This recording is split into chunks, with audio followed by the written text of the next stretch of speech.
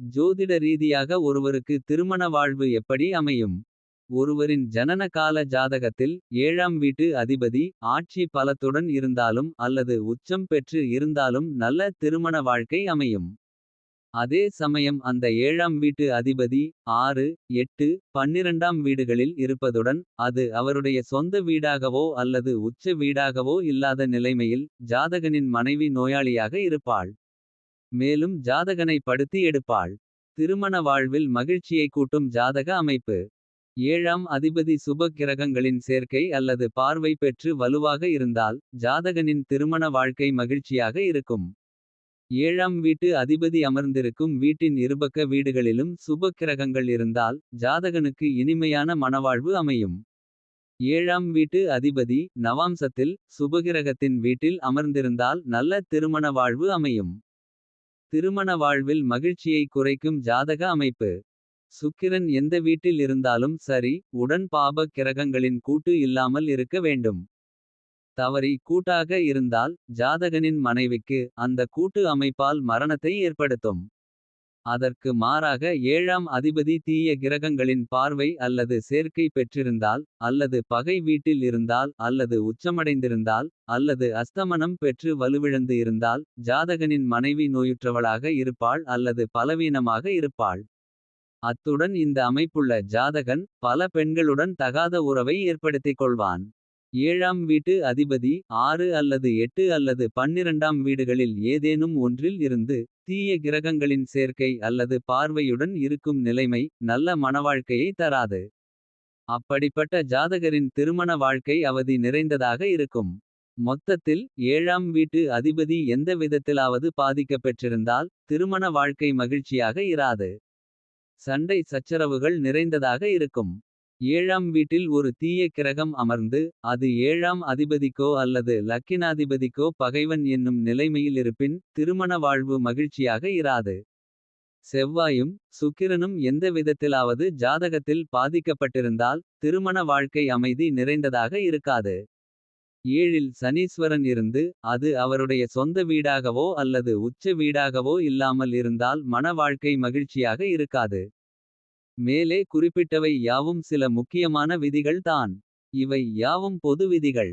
எனவே ஒருவரின் ஆண் பெண் ஜாதகத்தில் 7ஆம் வீட்டின் அமைப்பை வைத்தும். குடும்ப ஸ்தானத்தின் அமைப்பை வைத்தும். அஷ்டக வர்க்க பரல்கள் 7ஆம் அதிபதியின் சுயவவர்க பரல்கள் வைத்தும். இந்த விதிகளின் பலன்கள் நல்லது கெட்டது சற்றே மாறுபடும். அதாவது கூடலாம் அல்லது குறையலாம். சிலபோது அவை இல்லாமலும் போகலாம். திருமண வாழ்வில் ஆண்களுக்கு பாதிப்பு ஏற்படுத்தும் ஜாதக நிலைகள். ஜென்ம லக்கினத்திற்கு 2, 6, 7, 8 போன்ற வீடுகளில் பாவ கிரகங்கள் அமையப்பெற்று. அதன் தசை புத்திகள் நடைபெற்றால். ஜாதகரின் மனைவிக்கு உடல் ஆரோக்கிய ரீதியாக பாதிப்புகள் ஏற்பட்டு. மருத்துவச் செலவுகள் ஏற்படும். செவ்வாயும் சனியும் சேர்ந்து 7இல் இருந்து சுபரால் பார்க்கப்பட லக்கினத்தில் ஏதேனும் கிரகம் இருந்தால். ஜாதகர் காலம் கடந்து தன்னை விட மூத்த பெண்ணை திருமணம் செய்ய நேரிடும். லக்கினாதிபதியும் 7ஆம் அதிபதியும் சேர்ந்து 4இல் இருந்தால். தன்னுடன் படிப்பவரையும் 10இல் இருந்தால். தன்னுடன் வேலை பார்ப்பவரையும் மணப்பார். லக்கினமும் 7ஆம் இடமும் உபய ராசி ஆகி. அவற்றின் அதிபதிகள் பரிவர்த்தனை பெற்றிருந்தாலும் இரு தாரம் அமையும். சந்திரனும் செவ்வையும் கூடி 7இல் இருந்தாலும். குரு உச்சமும் சனி அஸ்தங்கமும் பெற்றால். ஜாதகர் விதவையை மணப்பார். திருமண வாழ்வில் பெண்களுக்கு பாதிப்பு ஏற்படுத்தும் ஜாதக நிலைகள். ஒரு பெண்ணின் ஜாதகத்தில் செவ்வாய் 7ஆம் வீட்டில் இருந்து. அது அவருக்கு பகை வீடு என்னும் நிலைமை. விதவை யோகத்தை குறிக்கும். அதே போல் 7இல் அமர்ந்திருக்கும் கேதுவும் அதே காரியத்தை செய்யும். வலுவிழந்து பபாகர்தாரியோகத்துடன் ஜாதகத்தில் இருக்கும் சுக்கிரனும் அந்த வேலையை செய்வார். பிரசன்ன மார்க்கத்தை எழுதிய முனிவர் பெண்களுக்கு சனி தான் கணவனுக்காக காரகன் என்கிறார்.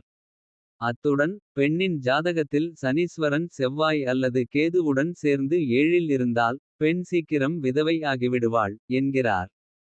பெண்களின் ஜாதகத்தில் 8ஆம் வீடு மாங்கல்யஸ்தானம். அந்த ஸ்தானத்தை அதாவது அந்த வீட்டை செவ்வாயோ அல்லது கேதுவோ பார்த்தால். பெண்ணிற்கு மாங்கல்ய தோஷம். இது எல்லாம் பொது விதி தான். விதி விலக்கு உண்டா என்றால் நிச்சயம் உண்டு. அதாவது பெண்ணின் ஜாதகத்தில் லக்கினத்திற்கு இரண்டாம் வீட்டில் சுப கிரகங்கள் இருந்தால் அது அவளை விதவையாகாமல் காப்பாற்றி விடும்.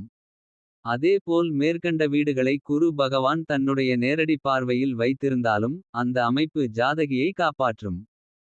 7 இல் சூரியனும் சுக்கிரனும் அல்லது சூரியனும் செவ்வாயும் சேர்ந்து இருந்தால் அந்த பெண் இரண்டாவது திருமணம் செய்ய நேரிடும். மனைவியை இழந்தவரை திருமணம் செய்யும் அமைப்பு. மனைவியை இழந்த குழந்தை உடையவரை மணம் முடிக்கும் அமைப்பு. வயோதிகரை மணம் முடிக்கும் அமைப்பு. விலை மாதரின் வீட்டிலேயே தங்கும் அமைப்பு. அப்படி தங்குபவரை நேசிக்கும் மனைவியின் ஜாதக அமைப்பு. இப்படி ஏராளம் ஏராளம். மொத்தத்தில் இப்படி தாறுமாறு ஏன் எதனால். களத்திர காரகனும் காமத்துக்கு காரகனுமாகிய சுக்கிரன் சுப கோள்களின் சம்பந்தத்தில் இருந்தால் ஒருவருக்கு உண்டாகக்கூடிய உடல் உணர்ச்சிகள். தேவைகள் போன்றவை அளவாக அமைந்து தாம்பத்திய வாழ்க்கையும் இனிப்பாக இருக்கும். அதுவே பாப கோள்களின் சம்பந்தத்தில் இருந்தால் உடல் தேவைகள் அதிகரிக்கும். அந்த கோள்களின் தன்மைக்கு ஏற்ப தேவைகளை பூர்த்தி செய்ய மிகவும் கடினமாக நடந்துகொள்வர். சுக்கிரன் அலிகோள்களுடன் சனி புதன் கேது சம்பந்தத்தில் இருந்தால் தாம்பத்திய வாழ்வில் ஈடுபாடு குறையவே செய்யும். கணவன் மனைவியிடையே கருத்து வேறுபாடு ஏற்பட்டு சில பேர்களுக்கு விவாகரத்து வரையிலும் செல்ல வேண்டி வரும். ஆனால் இந்த அலி கோள்கள் சுயசாரம் அன்றி நல்ல கோள்களின் சாரத்தில் அமைந்தால் தாம்பத்திய வாழ்க்கை சற்று மகிழ்ச்சிகரமாகவே இருக்கும். சாயியை பணிவோம், நன்மைகள் அடைவோம்.